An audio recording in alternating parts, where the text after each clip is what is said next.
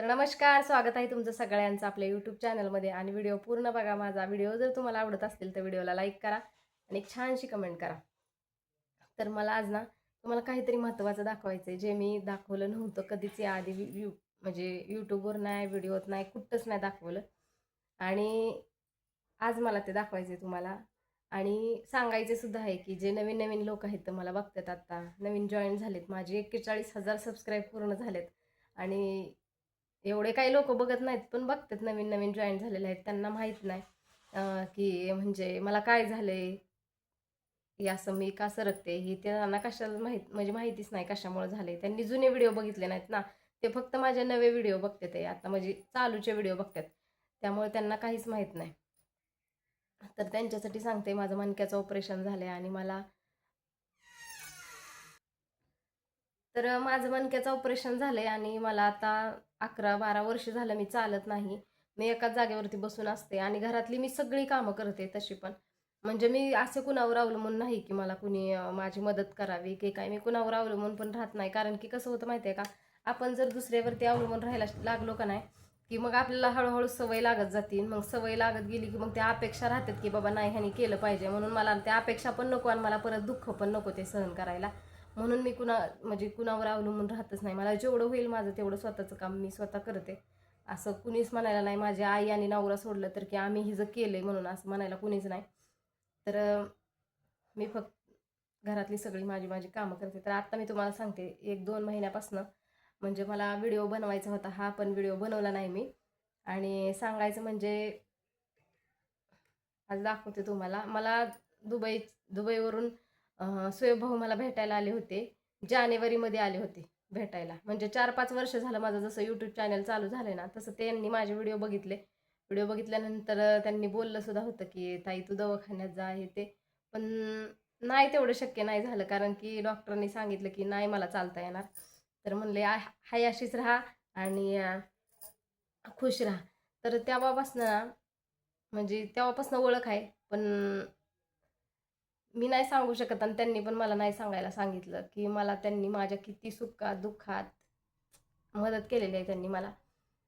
आणि आज मी सांगितलंय, त्यांनी सांगायला मला सांगितलं नाही ना, आज मी हे पण दाखवते. मी विचारलंय फक्त, पण नाही करू शकत. तर किती म्हणजे हे सगळ्या ज्या वस्तू आहेत का आणलेल्या, त्या वस्तूच्या पाठीमागं पण लई आहे.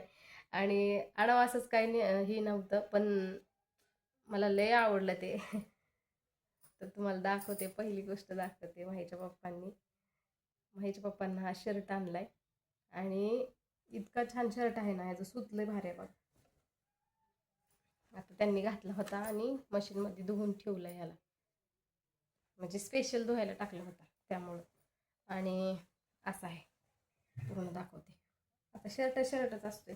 इतकं भारी वाटलं ना, म्हणजे काही छोटीशी वस्तू जरी आणली ना तर त्याच्यात लय मोठा आनंद असते. त्या त्या पाठीमागं आणणाऱ्याचं जास्त प्रेम असते. तर ही बघा, हा शर्ट आणलाय माझ्या पप्पांना. आणि तुम्हाला दाखवते आणखीन मी. आणि माईला हे गळ्यातलं आणले मी, आत्ता खुलले बरं का. बघा, माईला हे गळ्यातलं आणले. ह्याच्यावर बघा कानातले किती छान आहेत, मस्त असं गळ्यातलं आणलंय माईला. माझ्या आणि आणि हे गळ्यातलं आहे ना, माहीनं घातलं नाही आणखीन. पण माही काय म्हणली, मम्मी मी जयंतीसाठी नक्कीच घालणार हे गळ्यातलं, व्हाईट ड्रेसवर आंबेडकर जयंतीला, आत्ता 14 एप्रिलला ती घालणार माही गळ्यातलं. तर आणखीन एक गोष्ट आहे, घड्याळ आहे बरं का. हे घड्याळ आहे, हे माहीच्या पप्पांना घड्याळ आणलंय स्वयंभाऊनं. इतकं छान आहे, त्यांना लय आवडलं. माहीच्या पप्पाने अजून ह्याचा कागद पण काढला नाही हो का, अजून कागद पण आहे ह्याला. आणि कड्या तोडल्या नाहीत, म्हणून राहिलंय तेवढं. काड्यात तोडलं का नाही की मग घालते. आता जयंतीला घालतो म्हणलं मी, ती ढिलं होते ना जास्त, त्यामुळं.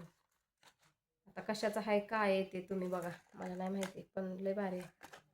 त्यांच्या हातात सेम असंच घड्याळ होतं, स्वयंभाऊंच्या हातात आले होते. तर लय भारी वाटलं मला त्या दिवशी. आणि 4-5 वर्षानंतर ही तर माझी जवळची असून पण माझ्याकडे कोणी नव्हतं आलं, आणि एवढ्या लांबून माझ्याकडे स्वयंभाव आलं. खरं सांगते, माझ्याकडं शब्द नाहीत बोलायला की बाबा, म्हणजे सोशल मीडियावरून आपली तयार झालेली नाती पण आपल्याला एवढंही करते ते.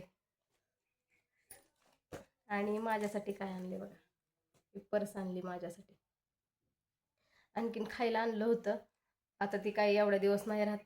आणि परत शॅम्पूची बाटली आणली होती, ती पण बाथरूममध्ये, आता ती पण नाही आणू शकत मी इथं. आणि बटणं ही आणली होती माहीला, बटणं तसली एवढा बॉक्स होता त्या बटनांचा, बटणं पण आणली होती. सगळं त्यांनी तिकडनंच खरेदी करून आणलं होतं. पर्स इतकी छान आहे ना, लई छान आहे, माहीला लई आवडली. हे बघा अशी आहे पर्स, लई छान आहे.